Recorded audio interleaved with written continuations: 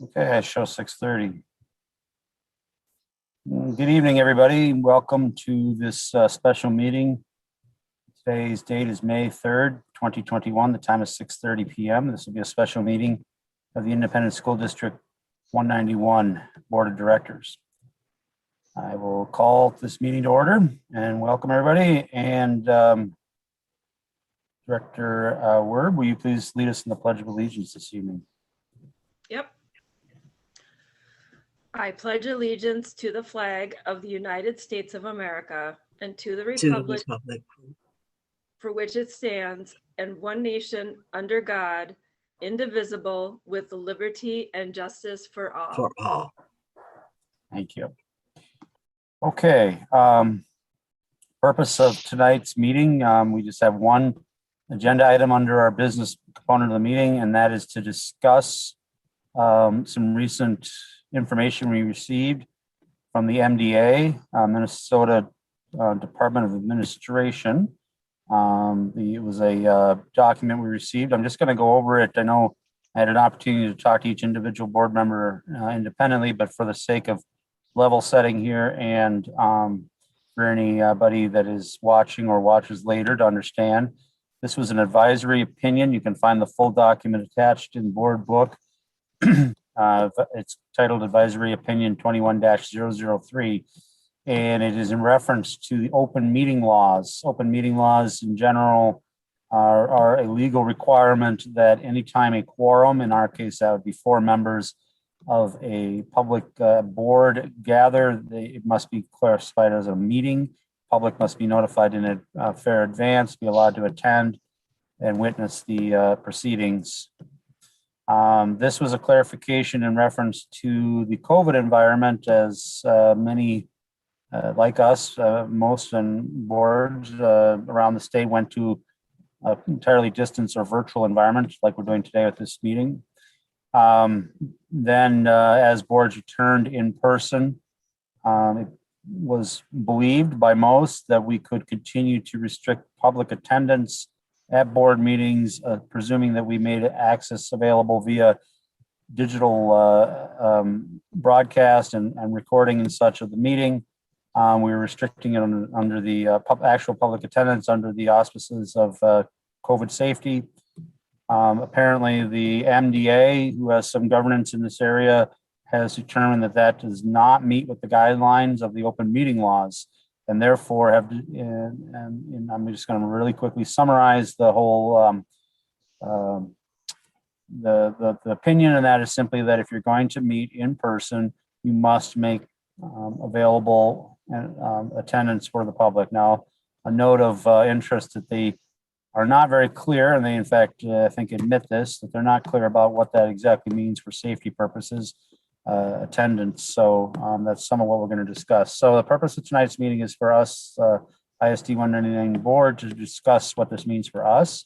We are currently, have been for a month or two now, in a situation where we're meeting in person, but the public again was not allowed to attend. If we were going to continue what we were doing, we'll need to make available opportunity for the public to attend.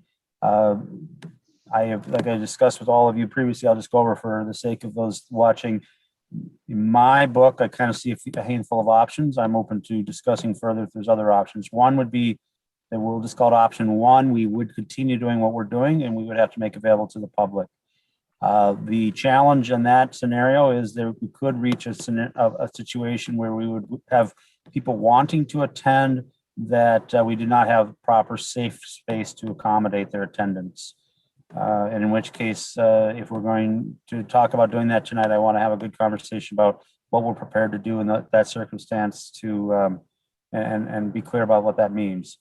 If for me, the second option available would be we return to all distance meetings. So we simply go back to a entire virtual opportunity. But the challenge in that would be that since we just opened up the listing sessions, we would then have to go back to not having those because nobody would be there to host those. Although I will caveat, there is one consideration. We could do listening sessions on a separate evening, I suppose. We could talk about that.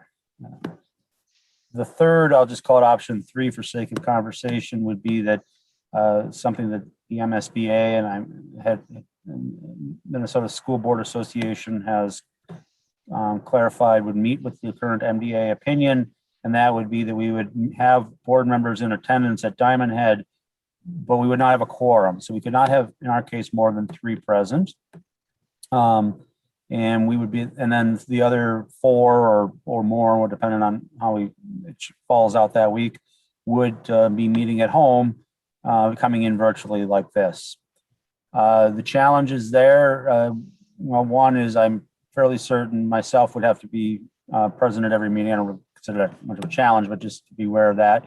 As chair, I have to facilitate the meeting. I think that's only to be done appropriately in person. I'm afraid Director Chester would probably have to also be in attendance at every meeting, being that she's vice chair. And my second, if something was to happen to me on the way to the meeting, she could step in and take over in that role.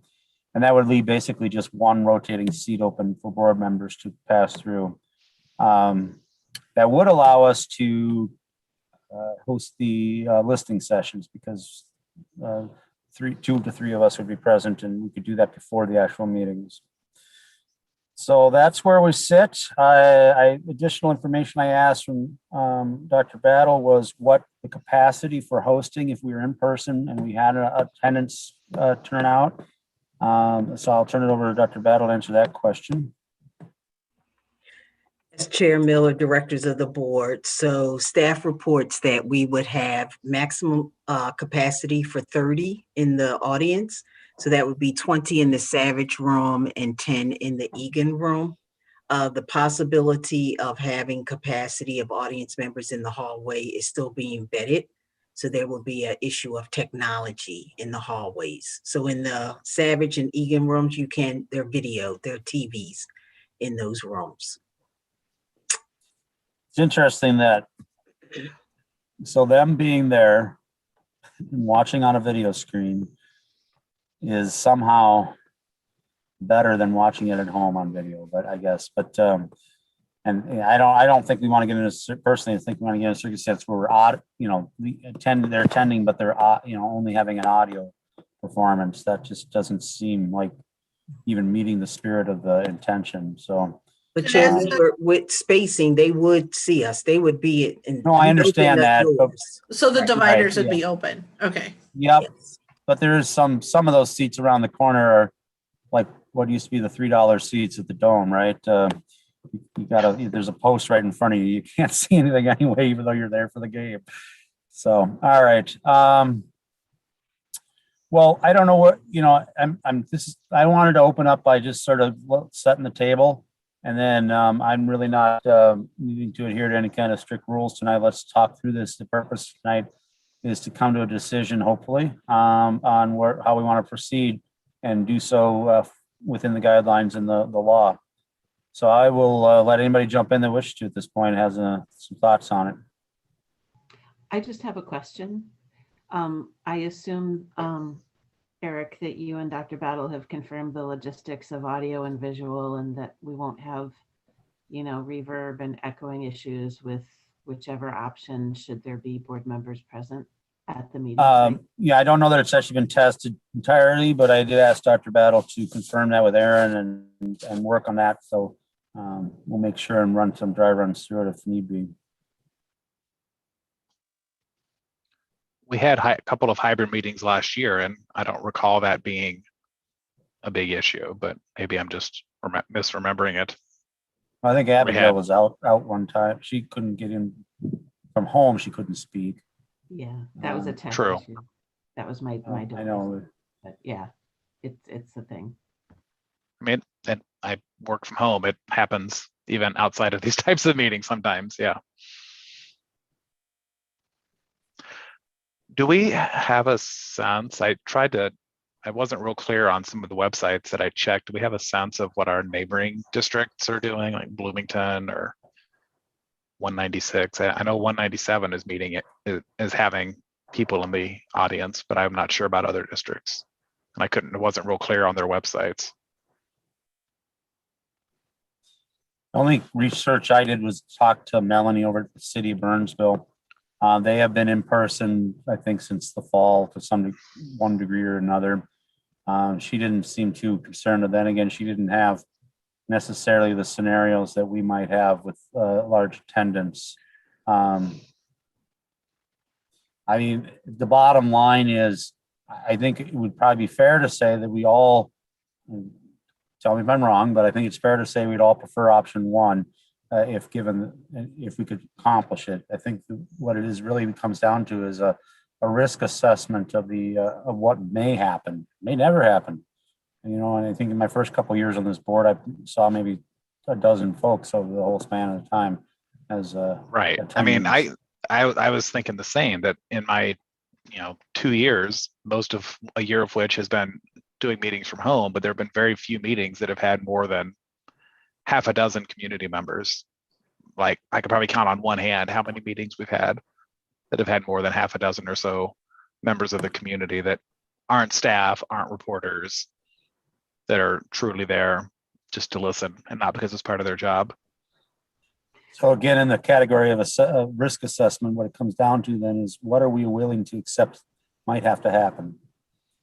Well, and I guess my question too is another logistics question. I know that, with contact tracing, there's, certain steps that have to be taken to keep track of who's there and where they're seated. Would a board, at a board meeting, would we be able to say that people need to sign up in advance so that we could know how many people to expect, and then the community would also know when the seats are taken up, should we ever reach that point?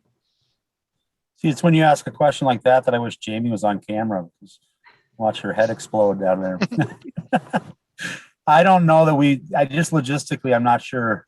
I think we could have people sign in advance, maybe have some sort of laminated card with a table number or something like that. You have to go to your respective table. And I'm just thinking out loud, sign in Eric Miller, phone number 6. Then I go, and that way we know if, you're right. Because it would be unfortunate if we had 30 people there and one ended up testing and we had to declare everybody in close proximity because we don't know where that one sat in the room. It'd be nice to be able to rule out 3/4 of the room or whatever it takes. So whatever you can do, I don't know the rules, but.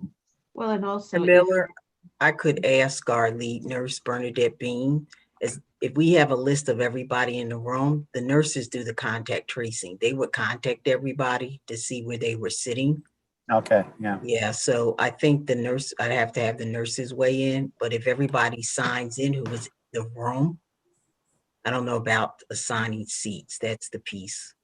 Well, I think we should require that people have to sign in for contact tracing. You already have to sign in when you go to Diamond Head anyway, so this would just be. Yeah. I still think signing up in advance so that if for any reason there are more than 30, we are already saying we are full, sorry. Are we able to do that though with the guidance? Can we turn people away? We don't know, right?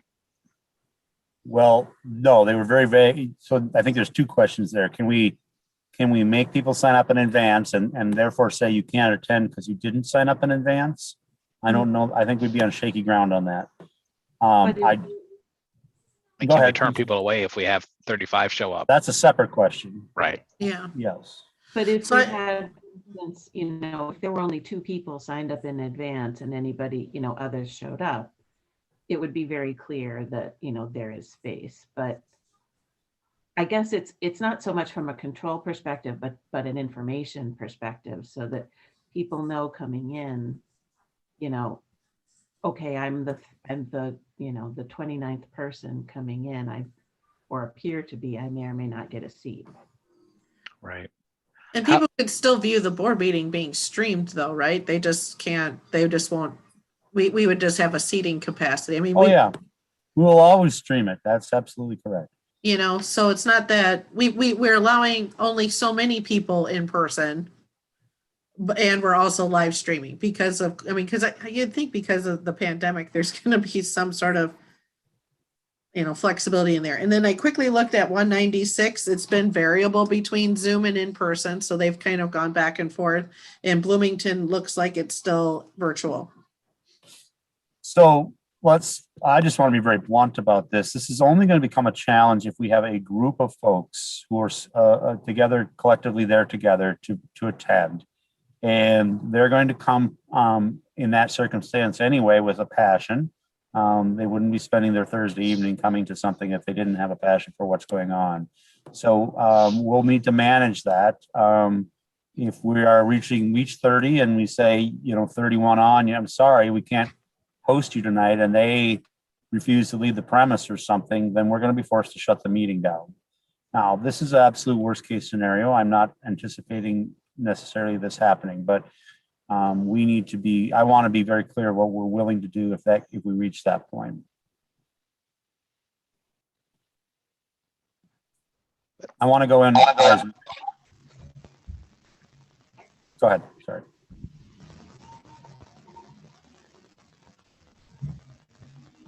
I think you cut out a little bit. I didn't quite catch what you said. Oh, I just said I want to go in eyes wide open. But go ahead. I'm done. Go ahead. So in case a meeting does get canceled, then obviously that would be, we continue the meeting elsewhere, or what is the deal with that? Yeah, I don't think we can legally do that either because So we can't even, okay. such. We'd have to wait the allotted time. What is it, 72 hour or so? I don't remember exactly, to repost the meeting. We have to have the agenda posted and all that to meet open meeting laws. Can I ask a clarifying question? So when you're talking about the 30 people, is that when you just open up the one room? Because I know there's the other room, like you were talking about, where it's like the obstructed view. Is that 30 people with those two? It seems like isn't there two rooms? Or is it just the extension of that one room? It just goes in the corner. Yep, Director Werb, yes, it's 2 rooms, Savage and Egan. So the total for both rooms is 30, so 20 in Savage and 10 in Egan. Okay. And is so that with tables or just chairs? Sorry, Anna. Because it feels like it should be more, but maybe it's smaller than I'm I was thinking. gonna ask. Am I echoing or is that someone else? So the staff who, they reviewed the guidelines for social distancing. And so they used the 6 feet with the chairs. Jamie, correct me if I'm wrong. I don't think they added furniture and clarify like they do for classrooms. And we would still be sitting at tables as we have been? Is that part of the space? What's taking up? Yes. And so a note on that, I did ask about the concern about having our back to the audience. So Tim and Aaron would have to reverse it. And so there needs to be, so we would be facing the audience. We wouldn't have our backs. So yes, that's included also, Anna, to have enough space in between that person closest to the room where guests will be. You have to count that also. Okay. Yeah, just wanted to clarify. Thank you.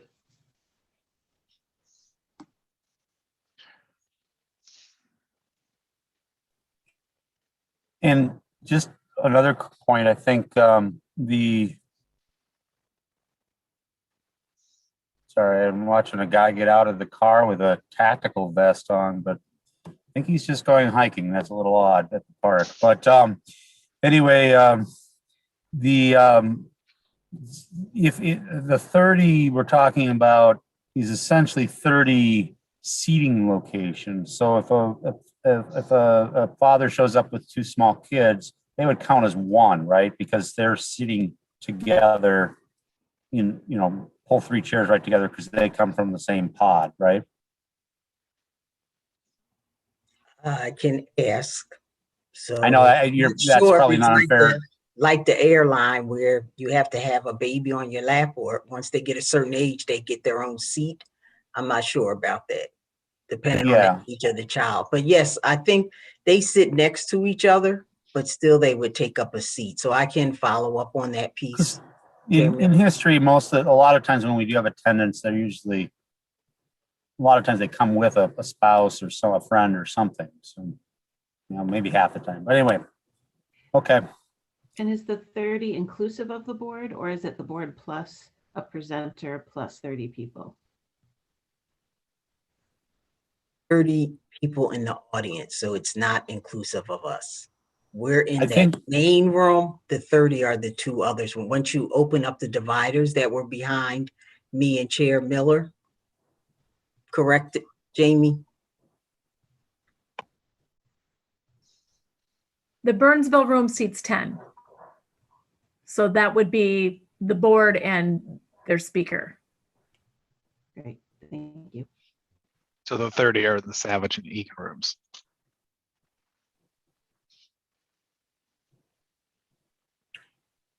All right, so I want to just kind of take us back to the, what I take is to be the most critical question is, are we willing to assume, or understand that we're going to have to work through all of methods of diplomacy with large groups if they show up, but we ultimately may have to turn away folks and live with the sort of consequences of that, I guess.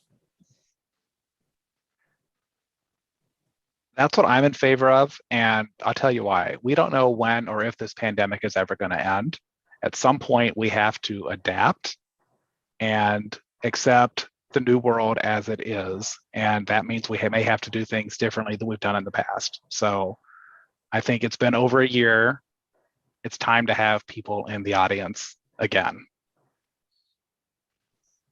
We've been talking ever since I joined the board about wanting to increase transparency, to do everything we possibly can. And I think one element of that transparency is having the community see us, and seeing us in person is a different experience than watching us on YouTube.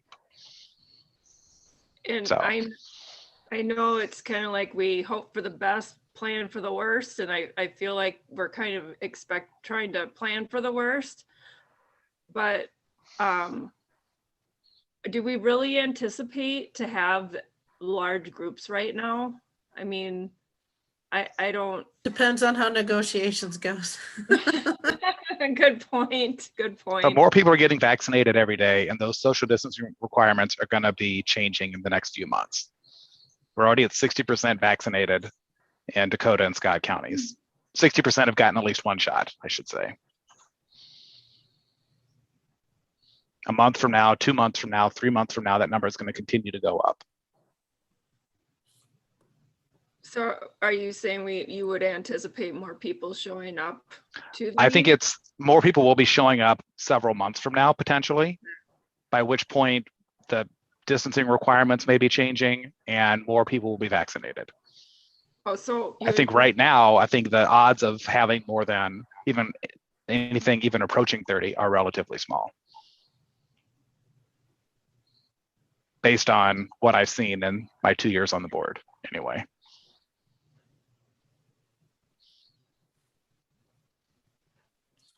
Tony, what do you think?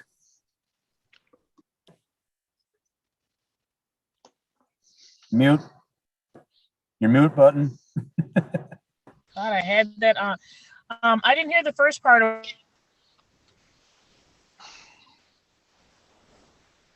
Oh, now you froze up, but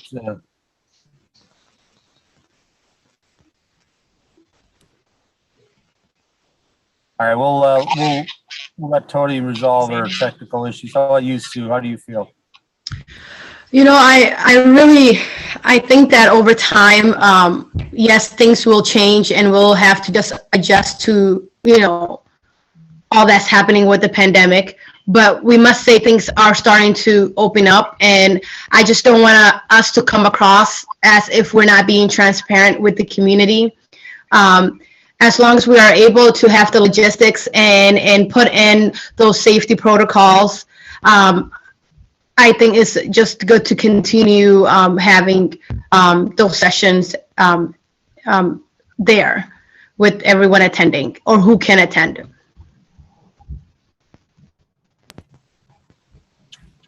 Anna, how about you? Yeah, I'm feeling like, if we are able to take the necessary precautions and, come up with some sort of a plan to where we can make it, like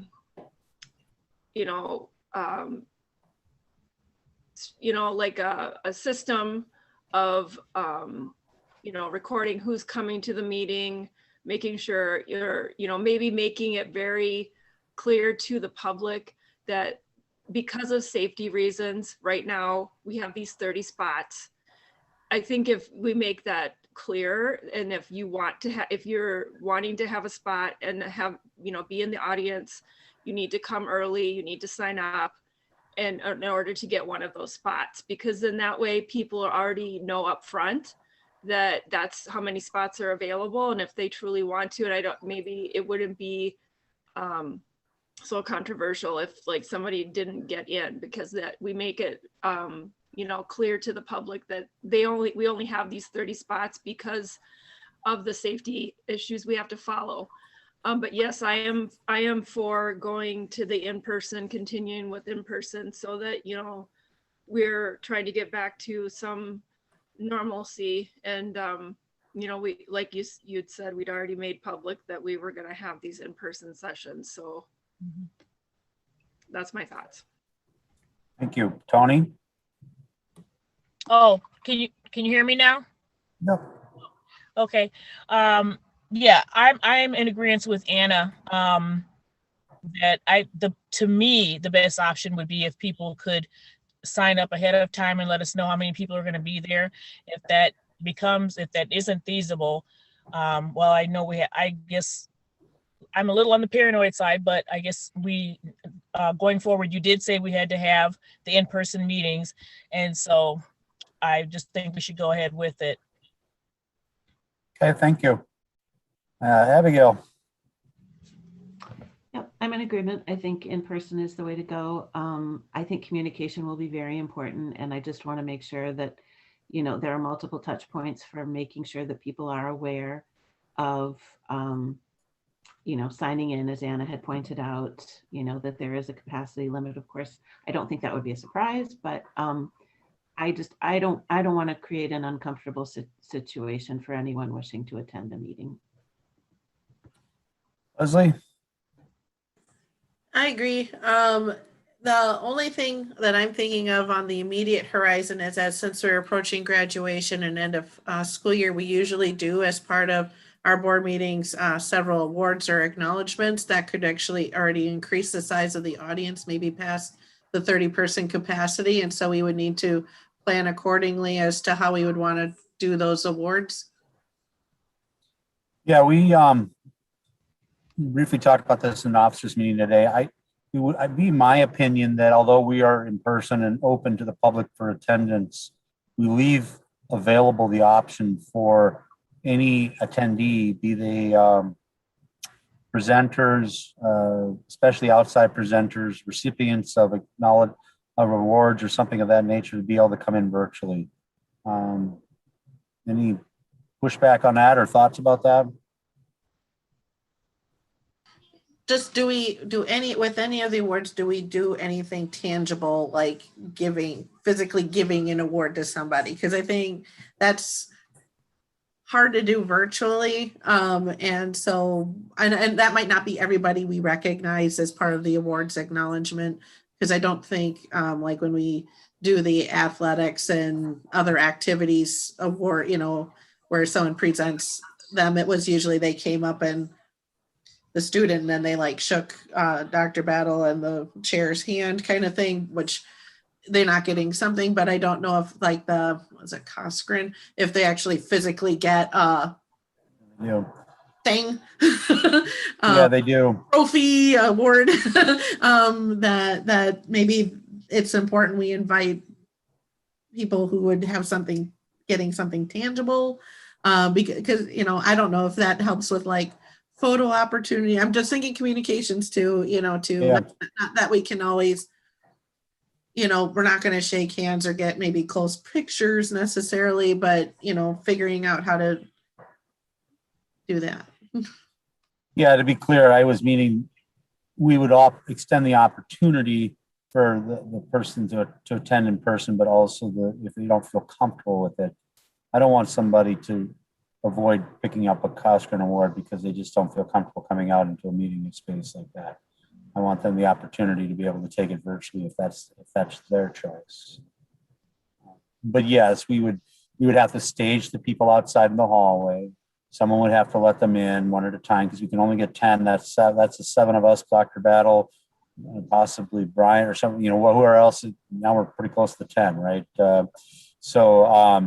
And we'd have to stage them. They'd have to come into the room. Their plaque would be laying on a table or something. They'd pick it up. We'd, read them their statement or whatever, wave at them, and then they walk out. So. But just back to my point, is there any concern about giving them the opportunity to remotely attend if for members of the meeting?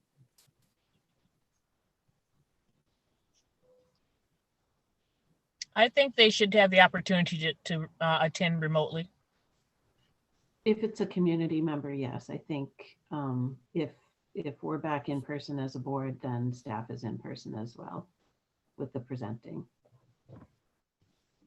How many of the, I guess it depends on the agenda. That could take up a chunk of the 30 seats if the staff is attending also. That's true. Just a note, staff is still under the order, employees. Right. They can work remotely when possible to the extent. So it can't be a mandate for me to have them come in person. Right, that's a good point. All right, then back to so if we're looking at in person, we would prefer that they sign up in advance. Are we going to allow them to attend if they show up and sign up at the time and we're still under the 30? I think that would be fair. Okay. As long as there's, again, that, some sort of poster or clear placard letting people know that, yes, you can sign up, but, if you arrive and you haven't signed up in advance, you run the risk of not getting one of those spots. Let's discuss communication then for a moment. Would a statement from board meeting be sufficient, or as an alternative, I think we could have Aaron craft a message from Dr. Battle and myself that would go out via the community communication method that Dr. Battle uses, an email or whatever, sort of laying all of this out very clearly. We include information about the listening sessions, etc. I'm open to discussion on that. I think both. Okay. And we'll want to get that out probably closer to the end of the week, if Dr. Battle, so people have time to plan for next Thursday, the week, our meeting on the Would 17th. facilities and Aaron and his team be ready for the May 13th meeting to have the rooms and everything ready? Yes, it's a matter of just reversing our location. I mean, the way we're seated, and then just moving only the capacity for chairs inside. So fortunately, we are quite accustomed, our custodians, to moving furniture in and out of rooms to comply with social distancing. So.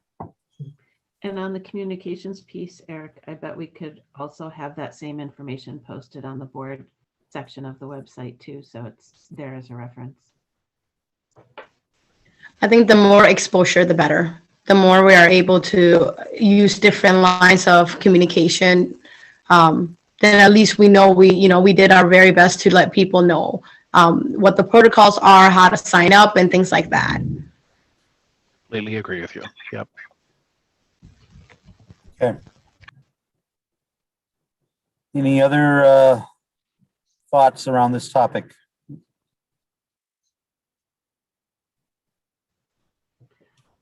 What about other meeting formats, workshops and retreats?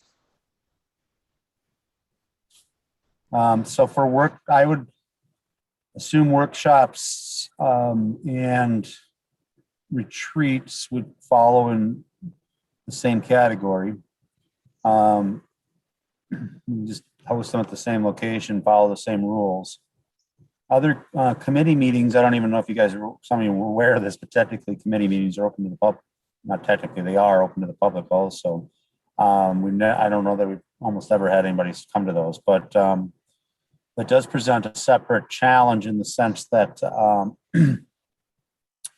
if multiple people showed up, then you would have to pretty much pack up and go to a different room or something. Usually those are in a small boardroom. Are any of the committees meeting in person? I know the legislative committee has still been meeting all virtually. About the policy committee. And actually, come to think of it, you don't have a quorum present, so Right. Oh yeah, you don't also fall true. under these rules. But we still have to live stream those with less than a quorum. We've been live streaming them, right?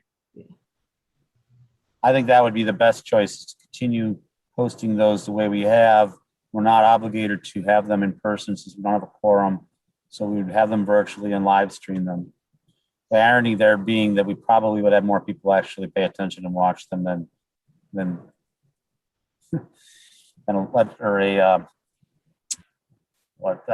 I first started, we had a technology committee, and nobody came to that, obviously. Okay, have we touched all the bases, or is there anything anybody else can think of? I think this is a good decision. Thank you. Yeah. Dr. Battle, do you feel like you have sufficient guidance at this time? Yes, I do, Chair Miller and Directors. Jamie, did you need any further clarification? As we'll be putting that communication together. Not at this time. We could talk tomorrow. Yeah, you can catch me with some time if you want. I'm assuming Aaron could pretty much run with the ball on this. It'd just be a joint statement, you and I signing on the bottom of it, basically, is what I envisioned. Go out. Okay. So we Well, would thank you. treat it a little bit like the public hearing sign up for signing up in advance to come to be in Yeah. the audience. So that's one we'd thing. have like a window to, Yeah, the notice from Aaron, or any communication should provide obviously proper contact information. So whether that's Jamie's number directly, or if you want to set up a new email address, or whatever you guys choose to do, it's the appropriate methodology for this. Okay. All right, well then, thank you everybody for your time this evening. I appreciate it. Glad we got this done in speedy mode, so thank you. I will call this meeting to adjournment. Thank you.